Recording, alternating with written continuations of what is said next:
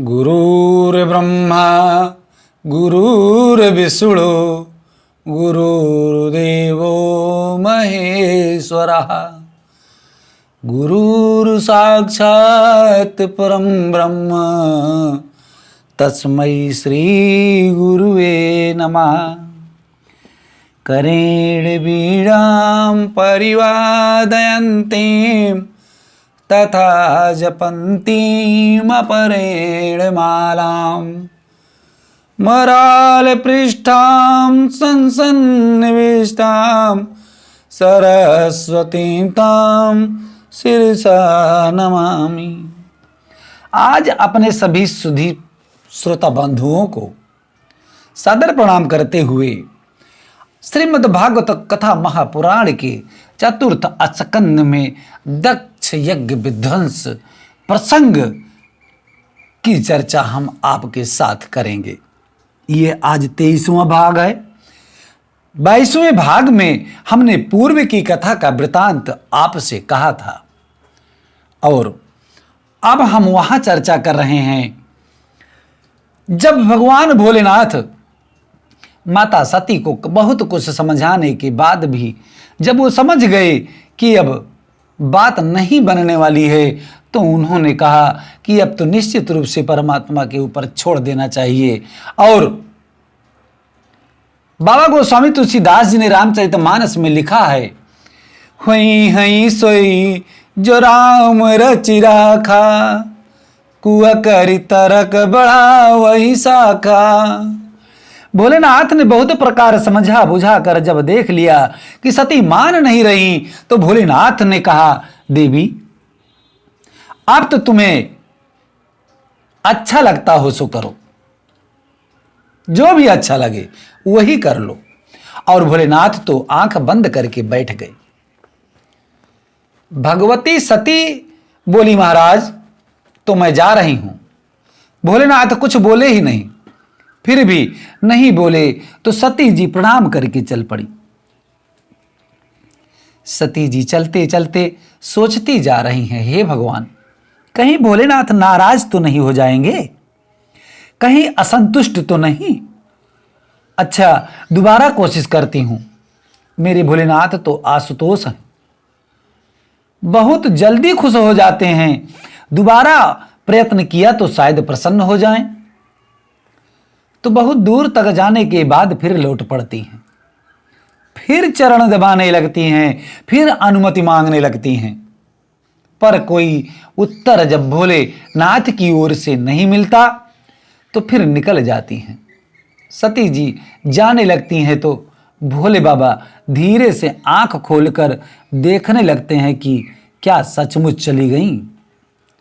और सती जी को जब वापस अपनी ओर आते हुए देखते हैं तो आंख बंद करके फिर बैठ जाते हैं। सती जी दुविधा में फंसी हैं। पिताजी की याद आती है, यज्ञ महोत्सव का दृश्य आंखों में नाचता है तो भागने लगती हैं और भोले बाबा का ध्यान आता है तो लौट पड़ती हैं।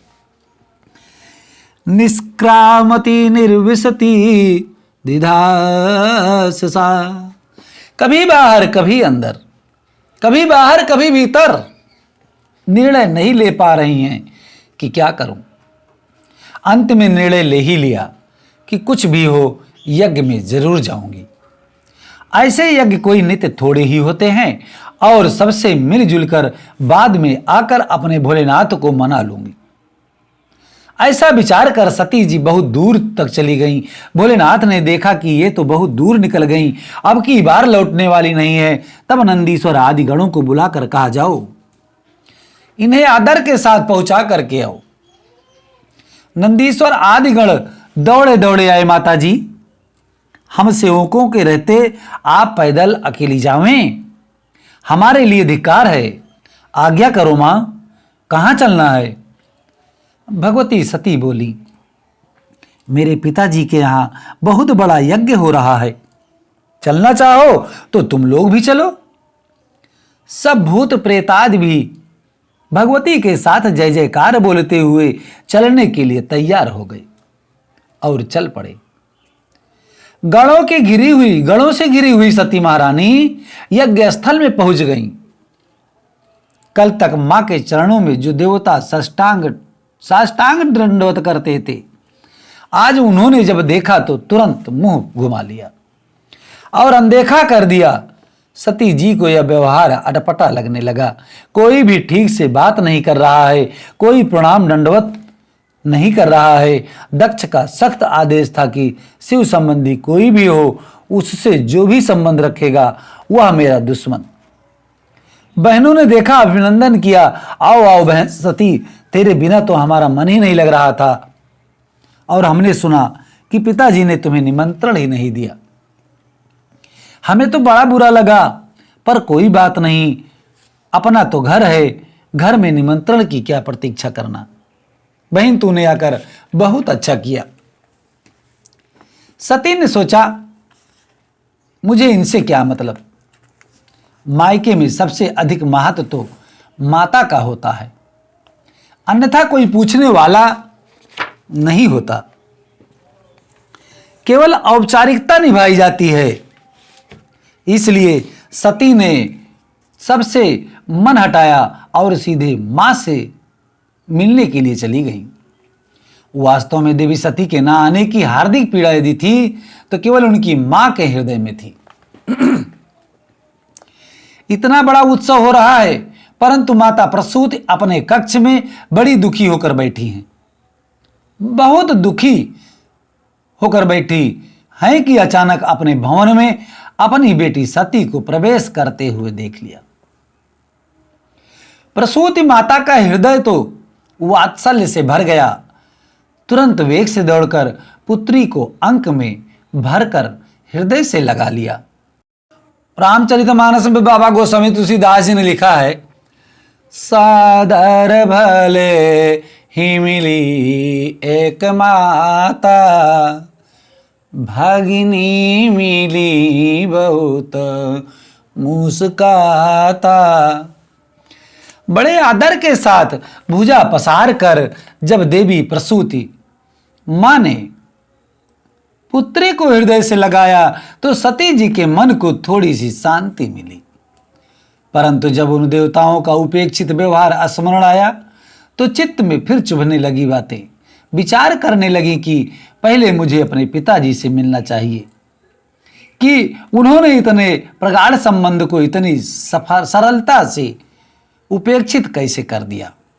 जैसे ही अपने पिता से सती मिलने गई और दक्ष ने देखा कि मेरी बेटी सती आ रही है तो शिव संबंध होने के कारण आंखें फेर ली, मुंह घुमा लिया, न देखा न मुस्कुराया।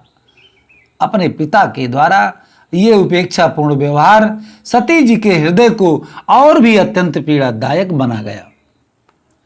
पर फिर भी इस अपमान के घूंट को पी गई, अपना अपमान सह गई। परंतु जब यज्ञशाला का दृष्टिपात किया, जब यज्ञशाला पर दृष्टिपात किया तो छोटे से छोटे देवताओं के भी हिस्से अलग अलग व्यवस्थित रखे हुए हैं, पर देवादिदेव महादेव शिव जी का पूरे यज्ञ में कोई स्थान ही नहीं था। अब तो सती मां से ये सहा नहीं गया। एक पतिव्रता अपना अपमान सह सकती है, परंतु अपने पति परमेश्वर का अपमान उससे कदाप नहीं सहा जा सकता। तुरंत भगवती सती क्रोध में भर गईं। अरुद्र भागम तंबेक्ष चाधुरम पित्रा च देवेक्त हेलनम विभो अनादिताय सदयस्य धीश्वरी चुकोपुलोकान्युदच्छति रुषा। त्रेय मुनि कहते हैं, विदुर जी, भगवती सती ने जब क्रोध पूर्वक चारों तरफ दृष्टि डालकर देखा तो ऐसा लग रहा था कि जैसे माता सती आज 10 दिशाओं को दग्ध कर देंगी। माता सती ने नेत्रों से अंगारे बरसने लगे। प्रजापति दक्ष को ललकारना प्रारंभ कर दिया, अरे प्रजापति, तुझे यह पद क्या मिल गया कि तुम इतने मंदांध हो गए? तुमने उन्हें भगवान शिव का अपमान किया, जो साक्षात कल्याण स्वरूप ही हैं। सम कल्याणम करोति इति शंकरा, जो भगवान जो मानव मात्र का कल्याण करने के लिए ही विराजमान है वही शंकर है। शिव का तो अर्थ है कल्याण होता है, शिव का तो अर्थ ही कल्याण होता है। एक बार भी जिसकी वाणी से शिव ये दो अक्षर निकल गई तो उसके जीवन भर के पाप पल भर में भस्म हो जाते हैं। यद द्वैक्षरम नाम गिरेरितम निराम सकृत प्रसंगादगमा सुहंति तत। सती जी कहती हैं शिव नाम मुख से निकला कि जीवन भर के पाप शीघ्र ही समाप्त हो जाते हैं। शास्त्र कहते हैं हमारे स्वामी शिव जी का अपमान करने वाले की जीभ काट लो, और इतनी सामर्थ्य तुम में नहीं है तो कड़ो पिधाई निर्यात, कान में उंगली डालो और चले जाओ वहां से। पर ना तो मैं तुम्हारी जीभ ही काट सकती हूं क्योंकि तुम मेरे पिता हो, और कान में उंगली डालकर यदि लौटूंगी तो भोलेनाथ पहुंचते ही कहेंगे आओ दक्ष कुमारी, आओ दक्षायणी देवी, मायके में क्या हुआ, कैसे हुआ स्वागत। तो मैं क्या कहूंगी, क्या जवाब दूंगी। मैं भोलेनाथ को कितना विश्वास दे करके आई थी, मुझे तुम्हारे प्रेम पर कितना विश्वास था। मैं बिन बुलाई पागलों की तरह आ गई और तुमने मेरे स्वामी का यहां पर ऐसा अपमान किया। मुझे सबसे बड़ी पीड़ा इस बात की होगी जब भोलेनाथ मुझे दक्ष कुमारी कहकर पुकारेंगे। शिवद्रोही की बेटी मुझसे कोई कहे यह मैं कभी नहीं सह सकती। मुझे जीवन में आज पहली बार पता चला कि मेरा जन्म एक शिवद्रोही के द्वारा हुआ है, जो मेरे प्राण धन है, जीवन धन है, जीवन सर्वस्व हैं, उनकी मैं अर्धांगिनी हूं और मेरा जन्म उनके द्रोही के द्वारा हुआ है। इस शरीर में शिवद्रोही का रक्त है, इसलिए अब यह शरीर मैं स्वीकार नहीं करूंगी। पर क्या करें, जब तक शरीर है तब तक यह संबंध तो स्वीकारना ही पड़ेगा। अतः इस संबंध को समाप्त करने के लिए आज मैं ये शरीर ही समाप्त कर दूंगी। अतस्तवोत्पन्नमिदं कलेवरं न धारिष्येषितकण्ठर्गहिड़ा जगधस्य मोहाद् विशुद्धिमन्दसो जुगुप्ति सत्योदरणं प्रचते। मेरा ये शरीर तेरे द्वारा उत्पन्न है, इसलिए अब इसे धारण नहीं करूंगी। और इतना कहकर माता भगवती ध्यान मग्न बैठ गई। भोलेनाथ के श्री चरणों का ध्यान करते करते दिव्याग्नि देह से प्रकट हो गई और श्रद्धा प्रज्वाल समाधि जागिना। माता सती ने उस दिव्याग्नि में अपना पंच भौतिक देह को समाप्त कर दिया। जो भूत प्रेत आदि गण माता सती के साथ आए हुए थे, उन्होंने ये सब दृश्य देखा और सुना तो एकदम क्रोधित हो गए और मारो काटो चिल्लाते हुए यज्ञशाला के ऊपर टूट पड़े। जैसे ही भूत प्रेतों के आक्रमण को देखा तो यज्ञाचार्य भृगु ने दिव्य शक्तियों को प्रकट कर दिया। इन शक्तियों ने भूत प्रेतों को मार पीट कर वहां से भगा दिया।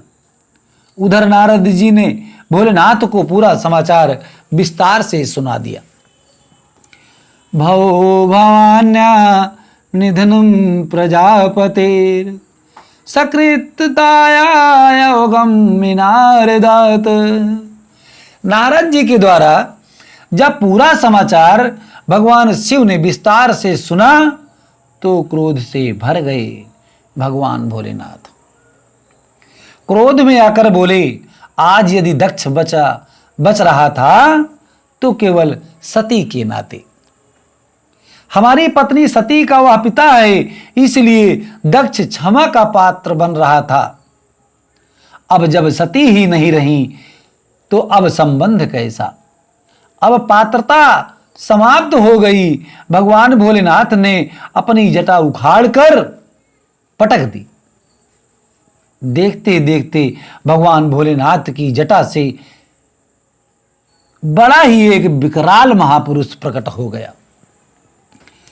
कराल दृष्टो ज्वलिदग्निमूर्धजा कपाल माली विविधोत आयुधा।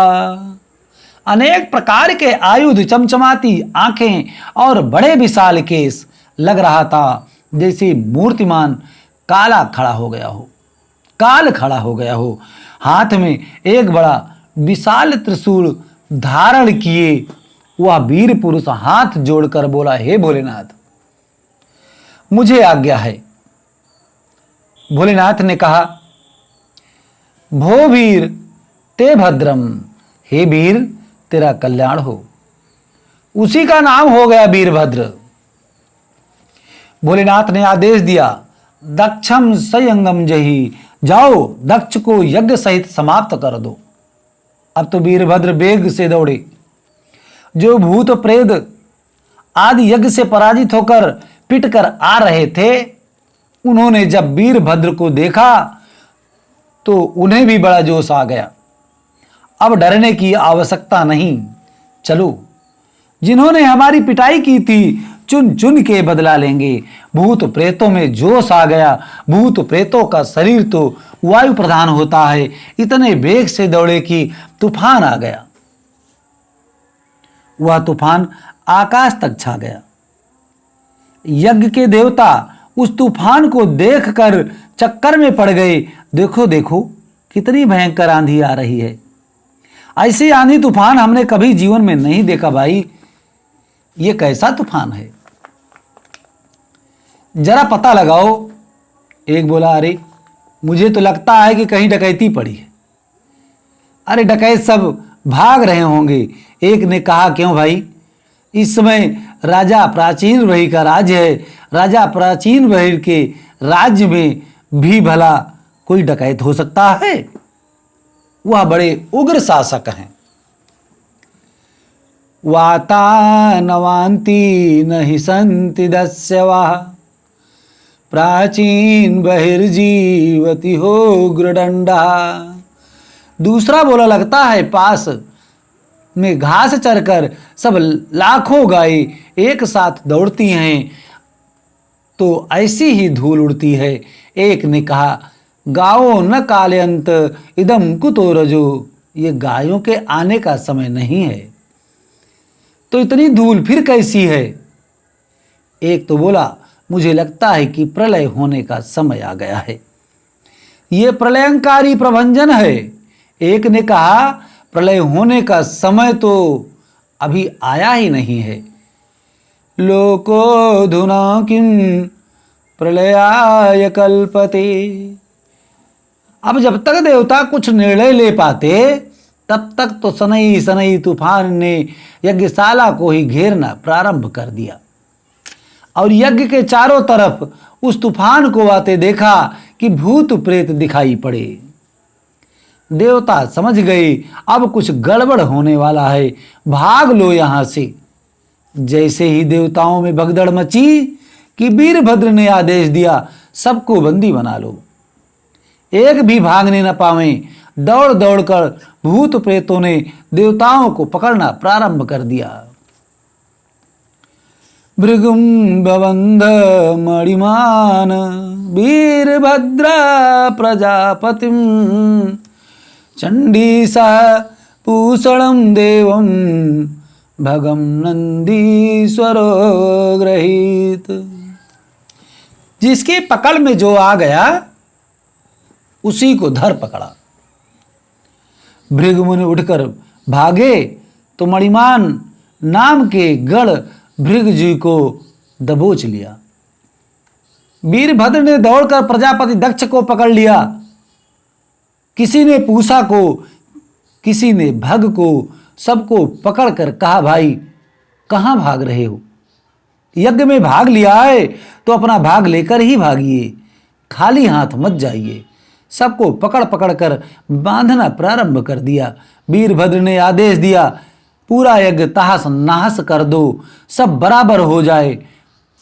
सभी शिवगण यज्ञशाला पर टूट पड़े, बल्लियां उखाड़ उखाड़ कर पटकने लगे, कुछ भंडारे में घुस गए तो रायते के कुंड में हर हर महादेव डुबकी मार के नहाने लगे। सब भंडारा चौपट कर दिया, सारी बल्लियां उखाड़ कर यज्ञ तहस नहस कर दिया। अंत में सबको बंदी बनाकर खड़े किए हुए उन भूतों से वीरभद्र ने पूछा, अब बताइए इन्हें क्या दंड दिया जाए भाई, बताइए। भूत प्रेत आदि बोले, महाराज ये सफेद दाढ़ी वाले बाबा मुनि जो खड़े हैं, इन्होंने हमारी बहुत पिटाई कराई। हम पिट रहे थे और ये बाबा दाढ़ी पर हाथ घुमा घुमा कर बड़े प्रसन्न हो रहे थे। इतना सुनते ही वीरभद्र को क्रोध आ गया। भृगमुनि की दाढ़ी मूछ दोनों पकड़कर एक झटके में सारे बाल नोच डाले और दाढ़ी उखाड़कर भृग जी को थमा दी।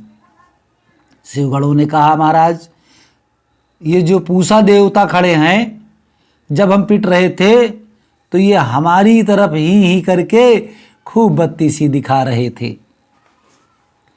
सुनते ही वीरभद्र ने एक मुक्का जोर से मुंह में मारा कि सारी बत्ती सी टूटकर बाहर गिर गई। पूरा वेदांती हो गया बेचारा, एक भी दांत मुंह में नहीं रहा। शिवगणों ने कहा, प्रभु ये जो भग देवता खड़े हैं, हम पिट रहे थे तो हमारी तरफ आंखें मटका मटका कर खूब हंस रहे थे। तो वीरभद्र ने भग देवता की दोनों आंखें दोनों उंगली डालकर बाहर निकाल ली। इस प्रकार से जितने देवता सम्मिलित हुए, सबका अंग प्रत्यंग विहीन करके देवताओं को तो भगा दिया, परंतु जब यज्ञ दक्ष प्रजापति दक्ष की बारी आई तो उठाकर पटका और भोले बाबा का ध्यान करके दक्ष का सिर उखाड़ के हवन कुंड में स्वाहा कर दिया। भोलेनाथ की जय जयकार करते हुए सब शिवगण लौट गए, परंतु जो देवता खंडित हो गए थे वह रोते रोते ब्रह्मा जी की शरण में आए। सबने अपनी दुर्दशा सुनाई। ब्रह्मा जी हंसने लगे, अरे देवताओं, बिना विचारे जो करे सो पाछे पछताए, काम बिगाड़े आपनो जग में हो तो हंसाए। उस यज्ञ में भाग तो हमें भी परोसा गया था, पर हम तो नहीं गए। जहां भगवान शिव का अपमान होगा वहां हम कैसे जा सकते हैं। भगवान नारायण का भी भाग था, पर नारायण भी नहीं गए। तो जब हम तीनों ही नहीं गए तो तुम क्यों चले गए? तुमने विचार क्यों नहीं किया? तुमने शिव का अपराध किया है, उन्हीं की शरण में जाओ, वह ठीक करेंगे। और घबराओ मत, मैं तुम्हारे साथ चलता हूं। भगवान भोलेनाथ छड़े रुष्टा छड़े तुष्टा, रुष्टा तुष्टा छड़े छड़े, जितनी जल्दी नाराज होते हैं उतनी जल्दी प्रसन्न भी हो जाते हैं। वे आशुतोष हैं। सब देवताओं को लेकर ब्रह्मा जी पधारे। जैसे ही ब्रह्मा जी कैलाश पर्वत पर आए तो देखा कि भोलेनाथ एक विशाल बरगद के नीचे विराजमान हैं। देवताओं ने दूर से भोलेनाथ के उस विचित्र वैराग्य रूप का दर्शन किया। ब्रह्मा जी से बोले, महाराज आप ही वहां पधारिए और उचित लगे तो हमें इशारा कर देना, हम तुरंत दौड़कर आ जाएंगे। उनके पास जाने का साहस नहीं होता। तो देव समाज को वहीं बैठाकर ब्रह्मा जी सबसे पहले शिव जी के पास पहुंचे। ब्रह्मा जी को देखते ही भोलेनाथ खड़े हो गए और ब्रह्मा जी को प्रणाम करके आदर के साथ आसन दिया। और प्रणाम कैसे किया? उत्थाय चक्रे शीर्षाभिवंदन महात्मा कस्य यथो विष्णु। जैसे वामन भगवान कश्यप जी को पिता होने के नाते प्रणाम करते हैं। भगवान वामन साक्षात नारायण विष्णु हैं, पर व्यवहार जगत में कश्यप जी उनके पिताजी बने हैं, इसलिए वामन भगवान को प्रणाम करना पड़ता है। उसी प्रकार भगवान भोलेनाथ तो समस्त देवताओं के परम पूज्य हैं, परंतु व्यवहार में ब्रह्मा जी की भृकुटी से प्रकट होने के नाते उन्हें पिता मानकर प्रणाम कर रहे हैं। ब्रह्मा जी ने दूर खड़े देवताओं को इशारा किया, मौका बहुत अच्छा है भैया, जल्दी आ जाओ। सभी देवता दौड़ कर आए और सब भोलेनाथ के चरणों में साष्टांग दंडवत करने लगे। ब्रह्मा जी ने थोड़ी सिफारिश कर दी, महाराज इन पर दया करो। भृगु जी ने अपने मन की बात कहनी चाहिए कुछ, पर इनका स्वभाव था कि बात करते समय दाढ़ी पर हाथ फेरते थे। तो स्वभावतः जैसे ही दाढ़ी पर हाथ फेरने के लिए हाथ ऊपर उठा कि दाढ़ी में एक भी बाल नहीं, इतने बेचारे शर्मिंदा हुए कि मुंह लटका कर ही रह गए, कुछ बोल ही नहीं पाए। ब्रह्मा जी ने कहा, हे भोलेनाथ, अब इन पर दया करो, ये बिना दाढ़ी के नहीं रह पाएंगे। इनके स्वभाव में आ गया है और इनकी दाढ़ी आपके विरोधी यज्ञ में स्वाहा हो गई है। भोलेनाथ भी मुस्कुरा पड़े, अच्छा ठीक है, पूरी दाढ़ी तो नहीं मिलेगी, परंतु आगे आगे थोड़ी सी दाढ़ी आपको लग जाएगी, जाओ हमारा आशीर्वाद है। भृगु जी बोले, बस बस महाराज, इतने में काम चल जाएगा, कुछ होना जरूर चाहिए। पूषा देवता तुरंत आगे बढ़े, देखो महाराज मुंह में एक भी दांत नहीं बचा, सारी दंतावली बाहर निकाल दी, कैसे भोजन करूंगा। भोलेनाथ ने कहा, सत्तू घोल घोल कर पियो, दांतों की कोई जरूरत नहीं पड़ेगी, पिष्टभुक बन जाओ। भग देवता ने कहा, देखो आंखें फोड़ दी, मैं तो अंधा ही हो गया। भोलेनाथ ने कहा, तुम मित्र देवता की दृष्टि से देख सकोगे। इस प्रकार से समस्त देवताओं को स्वस्थ करते हुए जब भोलेनाथ थोड़े से अनुकूल दिखाई पड़े, तब देवताओं ने कहा, सरकार चलकर उस यज्ञ को भी सफल कर दीजिए। भोलेनाथ ने कहा, यज्ञ में भाग तो मिलने वाला नहीं है, हम जाकर क्या करेंगे। सारे देवता एक स्वर में बोले, एस ते रुद्र भागोस्तु यदुस्तो धरस्य वै यज्ञस्ते रुद्र भागेन कल्पतामद यज्ञहन। हे यज्ञहंता भोलेनाथ, आपसे आज से जो भी यज्ञ में सामग्री अवशेष बचेगी, वह अवशिष्ट सामग्री आपका ही भाग माना जाएगा। भोलेनाथ संतुष्ट हो गए, जो बच जाए बहुत है। सारे देवता भोलेनाथ को मना कर ले आए। भोलेनाथ ने कहा, महाराज यज्ञ सफल करो। भोलेनाथ ने कहा, यजमान को बुलाओ। देवता बोले, सरकार यजमान का धड़ तो ये पड़ा है और सिर स्वाहा हो गया। भोलेनाथ को ससुर जी की दुर्दशा देखकर दया आ गई।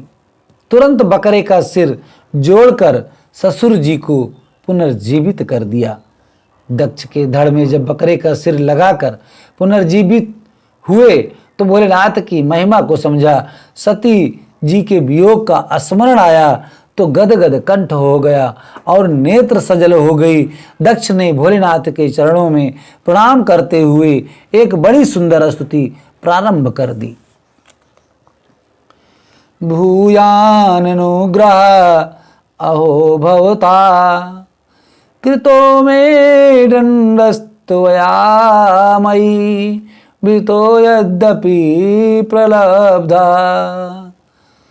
न ब्रह्मा बंधुसु चवाम भगवन्नज्ञः तुभ्यं हरे सुकृत एव धृतव्रतेषु। हे भोलेनाथ, आपने मुझे दंड देकर मुझ पर बड़ा भारी अनुग्रह किया था, क्योंकि मैं बहुत उद्दंड हो गया था। और दंड किस लिए दिया जाता है कि सुधर जाए। और दंड उसी को दिया जाता है जिसे हम अपना समझते हैं। कई बच्चे उत्पात मचा रहे हों, उद्दंडता कर रहे हों, तो हम अनदेखा करके चले जाएंगे कि हमें क्या लेना देना। पर उनमें से अपना बच्चा कोई दिखाई पड़ जाए तो उन उद्दंडों के साथ स्वयं उद्दंडता कर रहा है तो हम उसे जरूर पकड़कर चपत लगा देंगे, क्योंकि उसे हम अपना समझते हैं, उस पर हमारा अधिकार है। तो जिससे प्रेम किया जाता है उसी को दंड देने का अधिकार भी रखा जाता है। तो हे भोलेनाथ, आपने मुझे अपना समझा और अपनत्व के नाते ही मेरी उद्दंडता पर अंकुश लगाने के लिए आपने मुझे दंड दिया। एक ग्वाला गायों को चराता है, पर अपनी गायों से बड़ा प्रेम करता है। इतना प्रेम करता है कि जंगल में कोई हिंसक जानवर कदाचित गाय के ऊपर आक्रमण कर दे तो अपने प्राणों की बाजी लगाकर गौ माता की रक्षा करता है। और वही गाय यदि उत्पात करे, वहां यहाँ जहां तहां नुकसान करे, तो डंडा भी मार देता है। जो जितना अपनी गायों से प्रेम करता है उतना ही मारने का अधिकार भी रखता है। तद ब्रह्माणान परम सर्वाभिपत्सु पाशिपाला पशोन्यो विभो प्रगीदत्त दंडा। प्रजापति दक्ष भोलेनाथ की मधुर स्तुति कर रहे हैं, पर बकरे का मुंह है तो बकरे की ही भाषा में बोल रहे हैं। सुन सुनकर भोले बाबा को बड़ी जोर से हंसी आ गई। इसलिए आज भी भोलेनाथ के भक्त शिव जी की पूजा करने के समय बम बम बम बम बकरे की तरह बोलते हैं, क्योंकि बकरे की तरह बम बम करते ही भोले बाबा को ससुर जी याद आ जाते हैं और भोले बाबा प्रसन्न हो जाते हैं। जहां भोले बाबा प्रसन्न हुए तत्क्षण उन सब के बीच में भगवान लक्ष्मी नारायण प्रकट हो गए। बोलिए लक्ष्मी नारायण भगवान की जय। समस्त देवताओं ने क्रमशः भगवान नारायण की स्तुति की और सबसे अंत में ब्राह्मणों ने मिलकर प्रभु की स्तुति करते हुए कहा, तम कृतिस्तम हविस्तम हुतासा स्वयं तम हि मंत्रा समिद्भर पात्राणि चा तम सदस्यर्तजो दंपति देवता अग्निहोत्रं सदा सोमवाजं पशु तम पुरागां रसाया महाशोकरो दृष्टया पद्मिनी वारणेन्द्रो यथा अस्तु ये मानो नंदन लीलयायो वृक्षर्थम त्रैगात्र यज्ञ क्रतु। सभी ब्राह्मण मिलकर कहते हैं, हे नारायण, समस्त यज्ञ के अंग आपके ही हैं। आप साक्षात यज्ञ रूप ही हो, आप ही हविष्यान्न हो, आप ही हविष्यान्न के भोक्ता हो, आप ही मंत्र हो, आप ही समिधाएं हो, आप ही कुशा हो। आपने ही पूर्व में जल में डूबी हुई पृथ्वी का ऐसे उद्धार किया जैसे कोई गजराज सरोवर में प्रविष्ट होकर कमलिनी को उखाड़ कर चला आता है। अब गजराज को कमलिनी को उखाड़ने में क्या कष्ट लगे। ऐसे ही आपने जल में डूबी हुई इस धरा देवी का आपने हृदयाक्ष के चंगुल से उद्धार किया। आपने पशुओं को देखा होगा, प्रायः जल में से बाहर निकलते हैं तो अपने शरीर को बड़ी जोर से झटकारते हैं।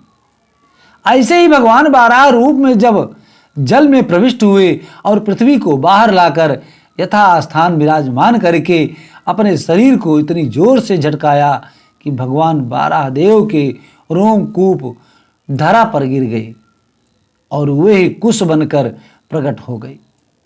जो समस्त यज्ञों के शुभ कार्यों को संपन्न करते हैं। प्रत्येक शुभ कार्यों में कुश का प्रयोग सबसे पहले किया जाता है, क्योंकि ये कुश साक्षात वाराह भगवान के रोमकूप हैं। इस प्रकार भगवान की सुंदर स्तुति की भगवान ने सबको समझाया। अहम ब्रह्मा च सर्वश्च जगता कारणम परम। श्री भगवान बोले, देखो भाई देवताओं, मुझ में ब्रह्मा में और शिव में किसी भी प्रकार का भेद न रखना। मैं ही ब्रह्मा बनकर सृजन करता हूँ, तो मैं ही विष्णु बनकर पालन करता हूँ, तथा मैं ही रुद्र बनकर संहार करता हूँ। तीनों मेरे स्वरूप हैं। शिवस्य हृदय विष्णु, विष्णु से हृदय शिवा। शिव जी के हृदय में विष्णु और विष्णु के हृदय में शिव। कौन पुजारी, कौन पूज्य, कौन प्रेमी, कौन प्रेमास्पद, कह पाना बहुत कठिन है। परस्पर दो चकोर दो चंदा। भोलेनाथ राम जी को अपना इष्ट मानकर राम कथा भवानी को सुनाते हैं। राम कथा सुनने के लिए कभी हंस बनकर कागभूषण जी के पास आते हैं, तो कभी सती को लेकर अगस्त महर्षि के पास जाते हैं। राम कथा के परम रसिक हैं भगवान भोलेनाथ। रचि महेश निज मानस राखा। सबसे पहले रामायण की रचना भोलेनाथ ने ही की थी, परंतु जब शिव भक्तों की बात आवे तो सबसे पहले भगवान नारायण ऐसे शिव भक्त हैं कि 1000 कमल नित्य चढ़ाते थे, पर एक दिन पूजन में एक कमल कम पड़ गया। विष्णु जी विचार करने लगे, कैसे पूर्ति की जाए। अरे लोग कहते हैं कि मुझे लोग पुंडरीकाक्ष कहते हैं, तो अपना नेत्र ही भगवान ने निकाल कर भोलेनाथ पर समर्पित कर दिया। ऐसे शिव भक्त हैं, तो वैष्णव की बात आवे तो भगवान शिव सबसे आगे, और शैवों की बात आवे तो भगवान विष्णु सबसे आगे हैं। दोनों एक दूसरे के उपासक हैं। राम जी महाराज लंका पर विजय पाने के लिए भगवान भोलेनाथ को रामेश्वर के रूप में प्रतिष्ठापित करके पूजन करते हैं, विधिवत नाम देते हैं रामेश्वर। भक्तों ने पूछा, अर्थ भी कर दीजिए। राम जी ने अर्थ कर दिया। रामस्य ईश्वरः रामेश्वरः। राम का जो ईश्वर है वह रामेश्वर है। उस समाज में तुरंत भगवान भोलेनाथ प्रकट होकर बोली, नहीं नहीं, ये अर्थ नहीं है। भक्तों ने पूछा, महाराज तो क्या अर्थ है? भोलेनाथ ने समास बदल दिया। रामः ईश्वरो यस्य सः रामेश्वरः। राम है ईश्वर जिनके, उनका नाम है रामेश्वर। उन्होंने राम जी को अपना ईश्वर सिद्ध कर दिया, इसलिए दोनों एक दूसरे के पूरक हैं। इसलिए इनमें किसी भी प्रकार का भेद न रखें। रामस्त तत्पुरुषं ब्रूते बहुव्रीहि महेश्वरा। रामेश्वर पदे प्राप्ते मुनयः करुणोद्धारयम्। भगवान शिव संहारक देव हैं। उनका स्वरूप तो सांवला होना चाहिए, और भगवान नारायण पालनहार हैं। अतः सत्व प्रधान होने से भगवान नारायण का स्वरूप गौरांग होना चाहिए। परंतु बात बिल्कुल विपरीत है। शिव जी कर्पूर की तरह गोरे हैं। कर्पूर गौरम करुणावतारम संसार सारम भुजगेन्द्रहारम सदा वसंतम हृदयारविंदे भवम भवानी सहितम नमामि। और जब भगवान नारायण पर दृष्टि डालते हैं तो नील सरोरुह नीलमणि नील नीलधर श्याम लाजहि तन शोभा निरखी कोटि कोटि सत्य काम। तो जिन्हें गोरा होना चाहिए वह सांवले हैं, और जिन्हें सांवला होना चाहिए वह गोरे हैं।